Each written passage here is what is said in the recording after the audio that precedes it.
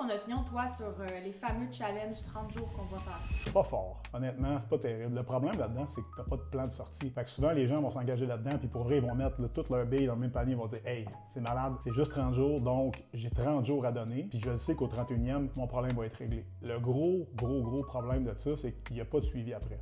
OK? Fait que souvent, les gens embarquent dans le challenge, là, t'as plein de ressources, les guides de recettes, les groupes Facebook, etc., le support de la communauté, etc., etc. La seule chose que moi, je pourrais dire qui serait intéressant dans une optique de ce genre-là, c'est que si tu fais un challenge de 30 jours, suivi d'un autre, suivi d'un autre, suivi d'un autre, suivi d'un autre, ben là, ça commence à ressembler à du coaching annuel, qui est exactement ce qu'on fait dans notre approche chez RG. C'est ça qui fait que les gens, ils changent leurs habitudes sur le long terme. Parce que vous le savez comme moi, là, vous n'êtes pas ramassé avec 30, 40, 100 livres over en 30 jours. Donc, c'est un peu futile de penser qu'en 30 jours, tu vas réparer tout ça. T'sais. Donc, moi, je suis pas contre les challenges. Par contre, je suis pro long terme et c'est très rare, comme ton mois de février sans alcool, qui sert absolument à rien parce que tu torches les 11 mois suivants. Ben, ça sert à rien si c'est pas suivi justement d'un plan structuré que tu peux appliquer pour la vie par après. Pas juste 30 jours. Changer de vie, c'est long. Ben, tu dois changer de vie step by step. Ça donne une approche graduée dans le temps.